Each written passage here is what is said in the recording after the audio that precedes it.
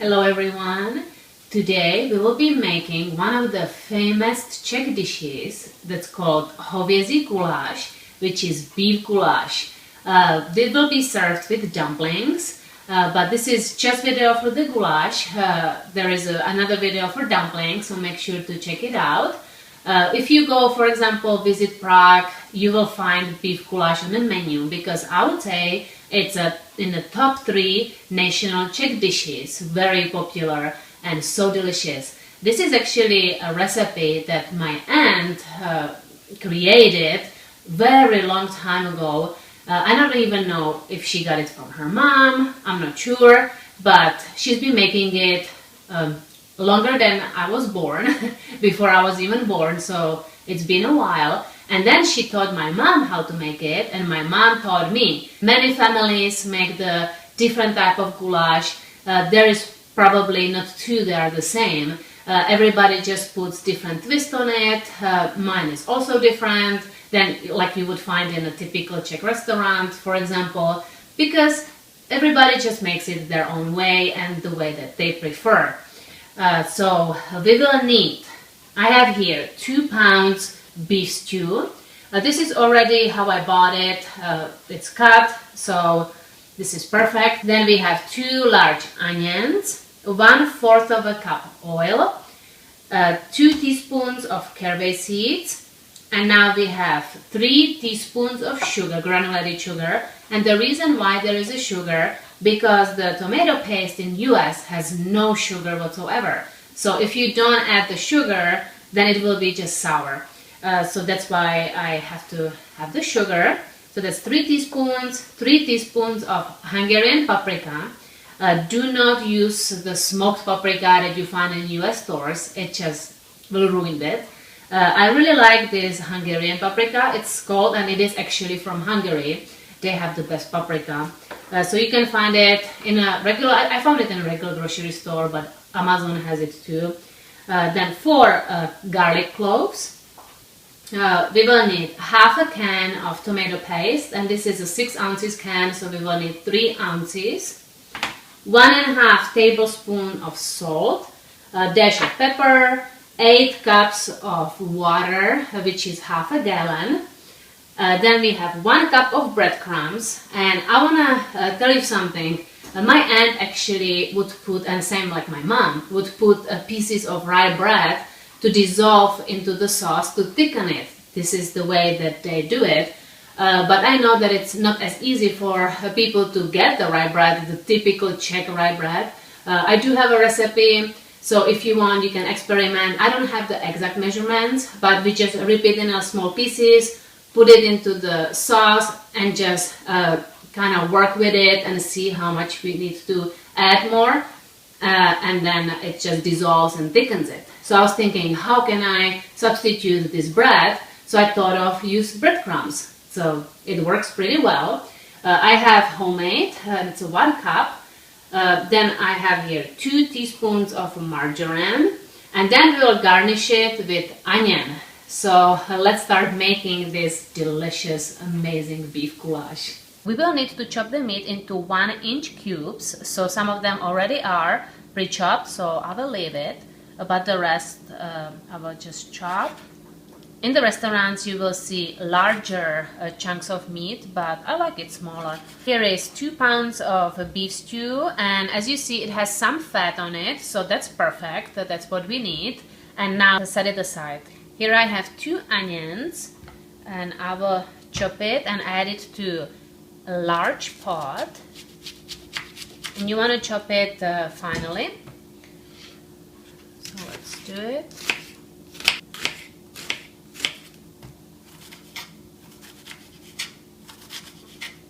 Now add it to the pot. Here I have 4 peeled garlic cloves, so let's crush them to have them ready. And let's set it aside. Here is the pot with the chopped onions. And now let's add 1/4 of a cup oil. You can also use lard, which is also very traditional. Some people will do. But I have here oil, so I will do that. Let's turn on the flame to high, and now you want to roast it until it's caramelized in color. I just mix it for now, but then I will leave it alone to give the onions a chance to roast. And it takes about 5-7 minutes on a high flame. Stir as needed. The pot is also turning color, but that's okay. If you prefer it to be more greasy, you can definitely, instead of 1/4 of a cup, you can do 1/3 of a cup of oil. That's fine, but for me this is perfect. This looks good, has a nice color. So let's turn up the heat for now. Let's add 4 crushed cloves of garlic, 2 teaspoons of caraway seeds, 3 teaspoons of Hungarian paprika. I had to open it a little larger. It's 3 teaspoons. Let's add 3 ounces of tomato paste, so which is a half of the can, so I will just guess. And now with the leftover 3 ounces, I'll just put it in a Ziploc and put it in a freezer for next use, so this way we don't waste it. Let's add 3 teaspoons of granulated sugar. Let's mix it all together, and also let's turn the heat back up and roast it for about 1 minute. That's it. You don't want to burn the paprika, so because then it gets bitter. So we will just do a little stir. After about a minute mixing and roasting, let's add 2 pounds of chopped beef stew, 1.5 tablespoons of salt, and you have to make sure that you actually have 2 pounds. If you have less, then this might be too salty, but 2 pounds will absorb the salt just perfect. Or you can just start with less salt and then add salt to taste as you wish. Let's add a dash of pepper and 8 cups of water.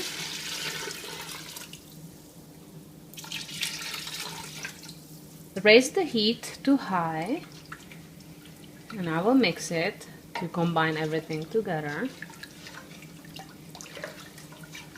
Let's put the lid on and have it cracked open for the steam to escape, and let's bring it on high heat to a boil. It is boiling now, so let's lower the heat to a gentle boil, and let's give it a stir also. A little stir. And now let's put the lid back on, and you want to have it only slightly cracked open, because you don't want too much water or steam to evaporate, because then the goulash will be too thick and you would have to add water later on. So I have it on very gentle boil, and it takes about 1 hour 15 minutes up to 1 hour 45 minutes. But I already made goulash from this meat, so I know it will take 1.5 hours. So I will set up the timer and just come about every 15 minutes or 30 minutes and just give a little stir and just check on it.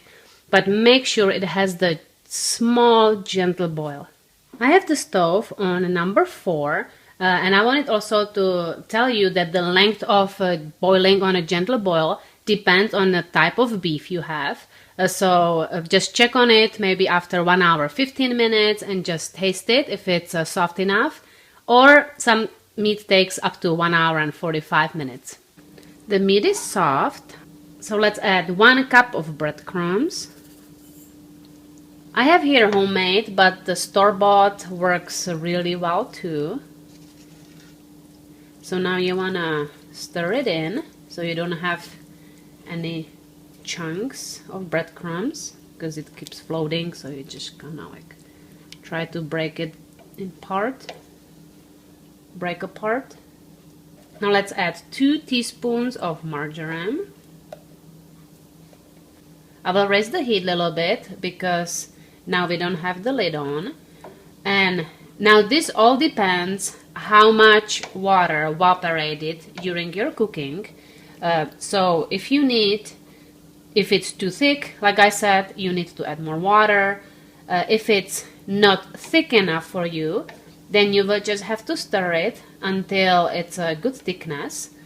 So I will stir it for a little longer, just a little bit, to give the breadcrumbs chance to dissolve completely.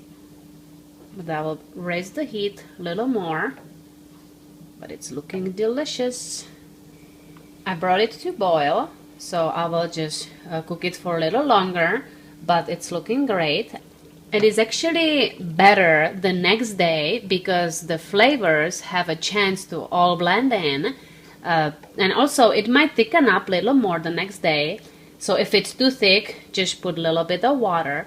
But now I think this is looking great. So I will turn it off and I will warm up dumplings and then garnish it with some onion. Here is the goodness with amazing dumplings, and I garnish it with onion. You can either chop the onion or cut it on strips. And of course there has to be some beer. And the best beer in the world is a Pilsner Urquell. So let's go for it. And this one is actually from my family. When they visited, they brought some. But you can find it in other US stores in a glass, not in a can. And also they sell it worldwide. So make sure to get the real deal, because Czech goulash has to go with Czech beer. And this is a original Pilsner Urquell glass. And I do make lots of foam. So let's try taste testing. And I already know it will be amazing. Warm dumplings. I will soak it in the goulash sauce.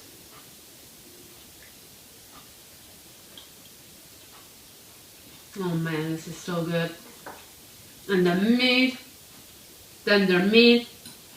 And I do like lots of onion, so I have a plenty.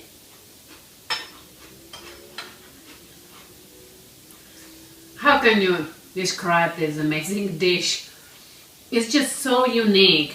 And it's the combination of the dumpling with the sauce that has a, I don't even know how to describe the flavor. It has the paprika flavor. It's incredible, and the crunchiness of the onion. And now let's go for the beer.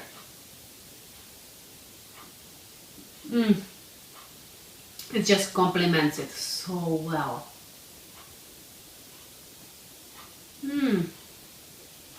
All I have to say is na zdraví, cheers, as we would say in the Czech Republic.